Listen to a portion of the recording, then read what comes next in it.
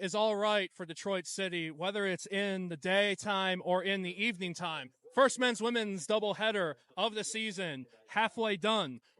Sal with me, first time, our newest member of the Majors Detroit Matchday team, and we got to see a great matchup between Detroit City taking on Charleston Battery, Detroit City's men's first home match since May 11th, a match that was left late, but a penalty awarded. Maxi Rodriguez buries the penalty. Elvis Amoh with his first home goal for Les Rouges in stoppage time. 2-0 the final to the Detroit City, a big 3 points. Sal, how are you feeling after that? What was your take on the match, whether it's just all of it or especially the last quarter of it? I mean, I think the last quarter was absolutely huge. I mean, that goes without saying, being able to get 3 points when most people would say, hey, we should have only gotten one there. That's massive. And it's something I've noticed we've had this season where early on, we were coming back from behind a lot. So we really have that never say die mentality, which I love. Yeah. But I want to touch on the stuff before that. Just our defense this game was absolutely lights out. The way we were frustrating and just stymieing and just absolutely shutting down Charleston. I mean, I thought our defense killed it.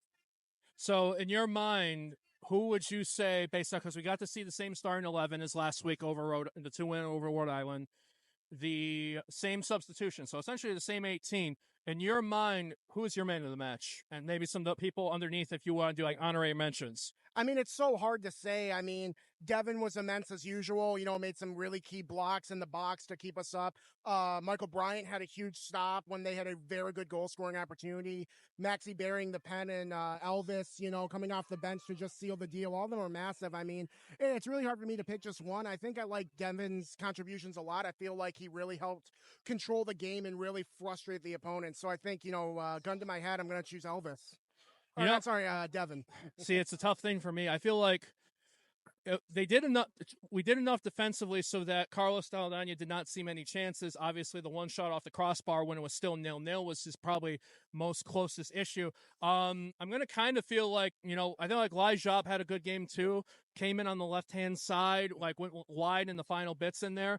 Maxi Rodriguez, looked labored on near the end. I thought he had a very strong performance, especially bearing the penalty.